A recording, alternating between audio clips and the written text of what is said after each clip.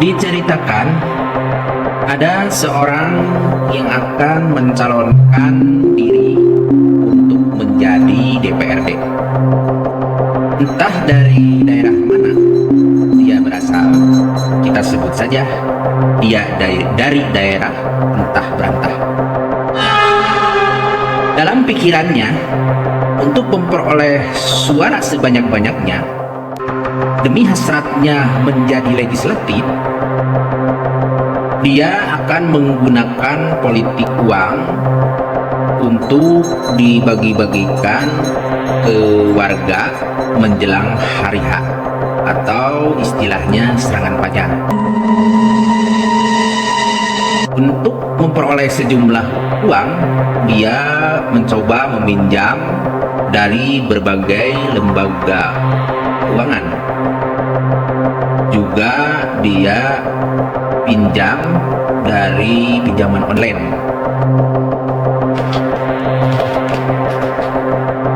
Juga dia pinjam dari saudara-saudaranya dan dari teman-temannya. Juga tidak sampai di situ, dia juga menjual sejumlah aset-asetnya yang berupa kendaraan, perhiasan yang dimiliki istrinya, kemudian menjual tanah yang berupa kebun, sawah, dan juga rumahnya pun dia jual. Namun setelah diselenggarakannya pemilu, ternyata dia kecewa karena tidak sesuai apa yang dia harapkan. Dia kalah telak dalam pemilihan legislatif, sedangkan dalam pikiran dia, kalau dia menang dalam pemilihan legislatif, semua hutang-hutangnya dapat terlunasi dan aset-asetnya yang habis terjual dapat tergantikannya lagi sebagai penggantinya. Tetapi kenyataan berkata lain. Yang ada malah harta kekayaannya habis, sama sekali tidak ada yang sisa. Nah, dari kejadian ini dia mengalami beban mental yang sangat berat. Karena dari lembaga-lembaga keuangan dan orang-orang yang pernah dia pinjam mengajukan tagihan.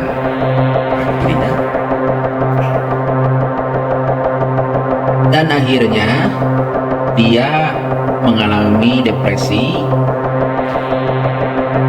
kondisi psikologisnya terganggu. Dia pun mencoba melakukan percobaan bunuh diri. Pada suatu ketika, ia pun mencoba menggantung diri di sebuah gedung kosong. Namun yang terjadi, tali yang dia ikat ke lehernya tersebut malah putus. Tidak sampai di situ, percobaan bunuh diri dengan cara lain pun dia lakukan. Salah satunya dengan meminum racun. Namun lagi-lagi dia gagal mengakhiri hidupnya. Pada suatu ketika, dia pun merenung, seakan-akan dia bertanya kepada dirinya sendiri dan seolah-olah tidak percaya bahwa akhirnya akan seperti ini.